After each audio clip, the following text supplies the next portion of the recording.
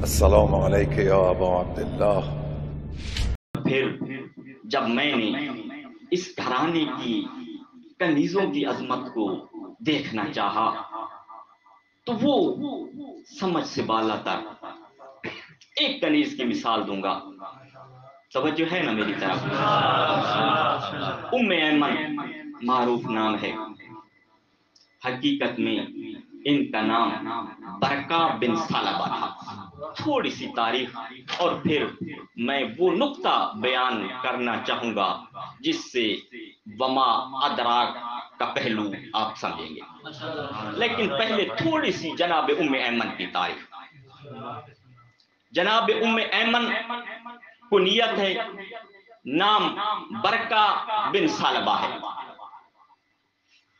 یہ کیسے آئی، کہاں سے آئی، یہی میں نے آپ کی خدمت میں بتانا ہے۔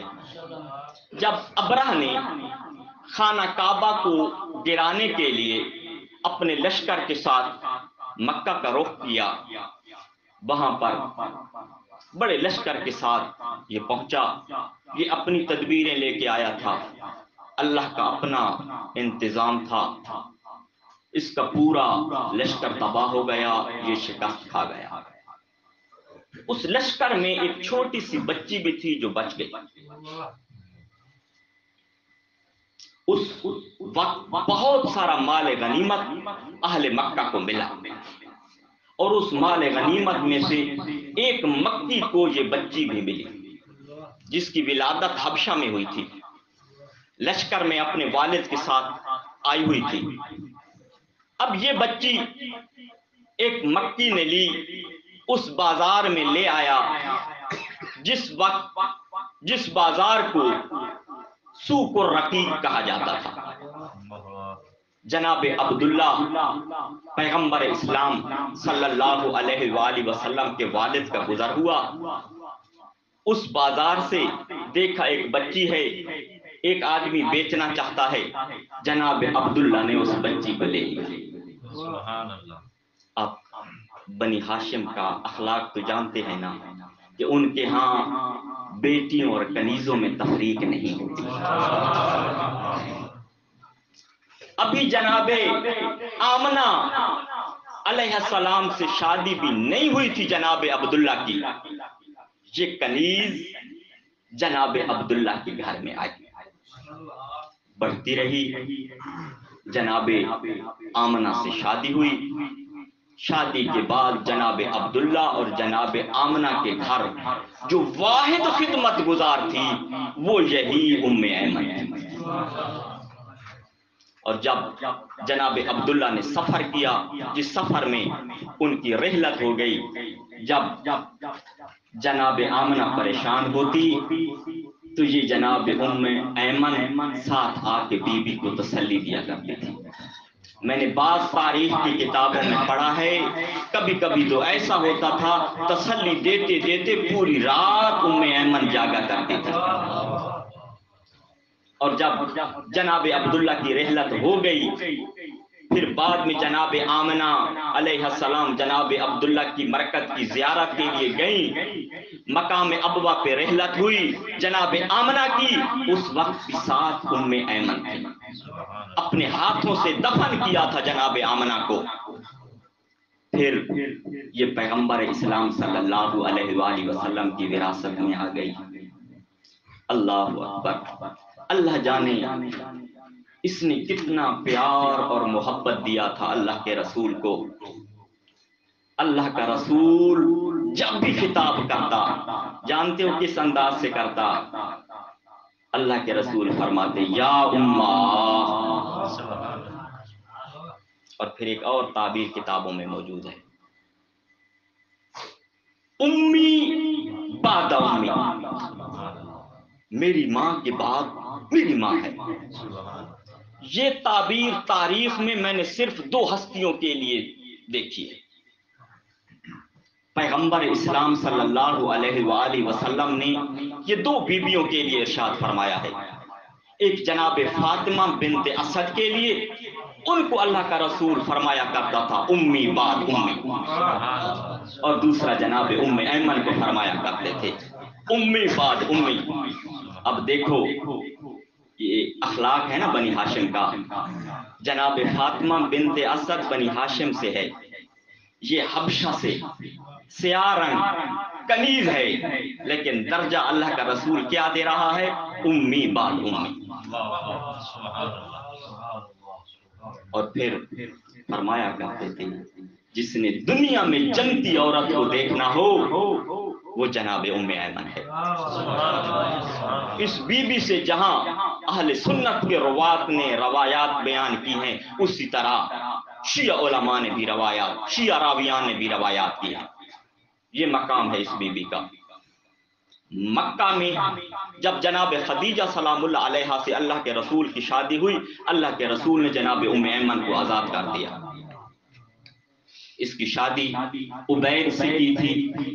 عبید سے اللہ نے اسے ایک بیٹا دیا جس کا نام تھا ایمن. عبید مر گیا.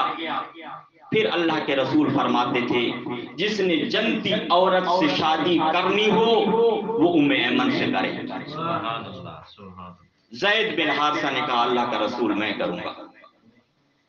زید نے شادی کی، اللہ نے بیٹا عطا کیا، اس کا نام رکھا اسامہ. صلوات پڑھ دیجئے محمد والے محمد. زحمت نہ ہو تو تھوڑا تھوڑا آگے آتے جائیں. صلوات بھی پڑھتے ہیں، تھوڑا تھوڑا آگے آتے ہیں. نعرہ تکبیر، نعرہ تکبیر، نعرہ رسالت، نعرہ حیدری، نعرہ حیدری اور محمد و اہل بیت محمد صلوات.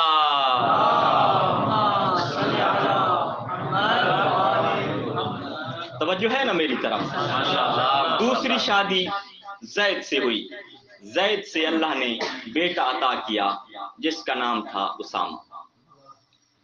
زید بن حارثہ جنگ موطا میں شہید ہوئے. ایمن جنگ حنین میں شہید ہوئے. اسامہ وہ ہے جب اللہ کے رسول کے آخری ایام تھے اور مدینے والوں کو کہا کہ اسامہ کی قیادت میں آپ نے شام جانا ہے، اہل روم سے جنگ کرنی ہے. اور پھر دغابازی کر کے واپس آ گئے. تو اس وقت جو اس لشکر کی قیادت جس کے پاس تھی وہ اسامہ تھا، ام ایمن کا بیٹا تھا. اور ایک اور بھی جملہ سنتے جائیں کہ بی بی کی عظمت کیسی ہے. جب امام زمان علیہ السلام کا ظہور ہوگا،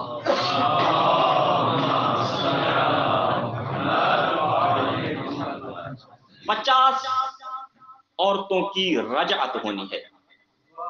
گزشتہ معصومین کے زمانے کی گزشتہ امتوں میں 50 عورتیں ایسی ہیں جن کو خداوند متعال یہ اعزاز دے گا کہ ظہور کے وقت وہ زندہ ہوں، امام زمان علیہ السلام کی خدمت کریں. 50 عورتیں ہیں.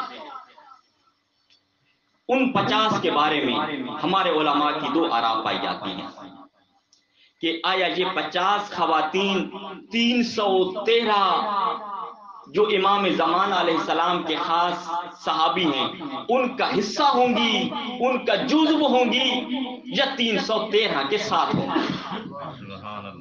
کچھ علماء کہتے ہیں کہ یہ 313 کا جزو ہے. کچھ کہتی ہیں کہ نہیں، 313 صحابی الگ ہوں گے، یہ ان کے ساتھ ساتھ ہوں گے.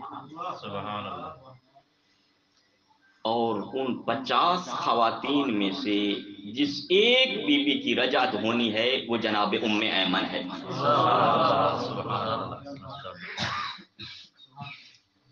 جناب ام ایمن. تو یہ مقام ہے بی بی کا. اب وہ نکتہ جو میں آپ کی خدمت میں بیان کرنا چاہتا ہوں، یہ بی بی کیا ہے؟ اپنا شوہر، بیٹا اسلام کی راہ پہ قربان کیا. اللہ کا رسول بھرے مجمع میں فرمایا کرتے تھے یہ جنتی عورت ہے. اللہ کا رسول اپنی ماں کہہ کے پکارا کرتا تھا. اور بعض کتابیں تو یہ لکھتی ہیں جب ان کی شادی ہو گئی، اللہ کا رسول ان کی زیارت کرنے ان کے گھر جایا کرتا تھا تو فرمایا کرتا تھا ہاذہی بقیت اہل بیتی، یہ میری اہل بیت کا بقیہ ہے۔ اب جب جناب زہرا سلام اللہ علیہا کی شہادت ہوئی تو اس وقت اس نے کہا لا اراہا بعدہا، مدینہ کو کہا لا ارى المدینہ بعدہا، زہرا کے بعد اب میں مدینہ کو نہیں دیکھوں گا، مدینہ کو چھوڑ دیا۔ جب مدینہ سے نکلی، گرمیوں کا موسم تھا، کیا ہوا؟ اصابہا عطش شدید فی الجحفہ، مقام جوفہ تو آپ کا جانا پہچانا نام ہے نا۔ جب مقام جوفہ پہ پہنچی تو اتنی پیاس لگی حتی خافت علی نفسہا، اسے یہ خوف ہونے لگا میں مر جاؤں گی۔ اب کیا کیا؟ کسرت عینیہا نحو السما، ہاتھ بلند نہیں کیے تھے، اپنی آنکھوں کو آسمان کی طرف بلند کیا اور کہا یا رب اتعطشنی انا خادمۃ بنت نبیک،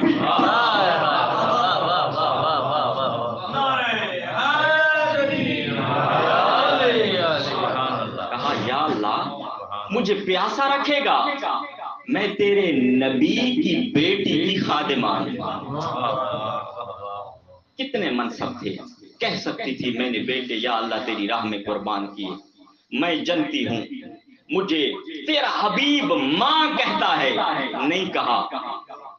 اپنی جس عبادت پہ فخر کیا وہ یہی ہے انا خادمۃ بنت نبی، میں تیرے نبی کی بیٹی ہوں، میں تیرے نبی کی بیٹی کی خادمہ ہوں۔ پھر کیا ہوا؟ فَنَزَلَ إِلَيْهَا دَلْوٌ مِّن مَاءِ الْجَنَّةِ،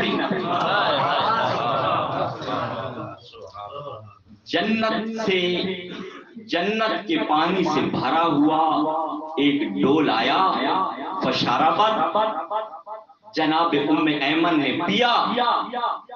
جملہ اگلا سننے اور سمجھنے والا ہے، جب پانی پی لیا، روایت کے جملے ہیں فَلَمْ تَحْتَجْ إِلَى الطَّعَامِ وَالشَّرَابِ 7 سنین، 7 سالوں تک پھر نہ کھانے کی احتیاج رہی نہ پانی کی احتیاج رہی۔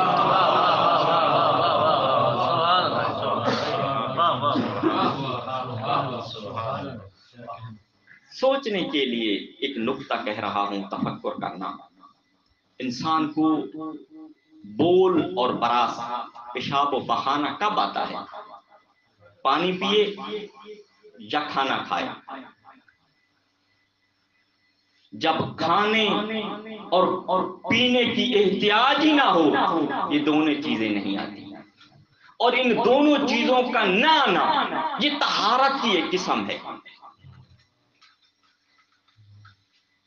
فقط یہ کہا تھا یا اللہ میں تیرے نبی کی بیٹی کی خادمہ ہوں، مانگا پانی تھا، پانی کے ساتھ ساتھ اللہ نے طہارت بھی عطا کی۔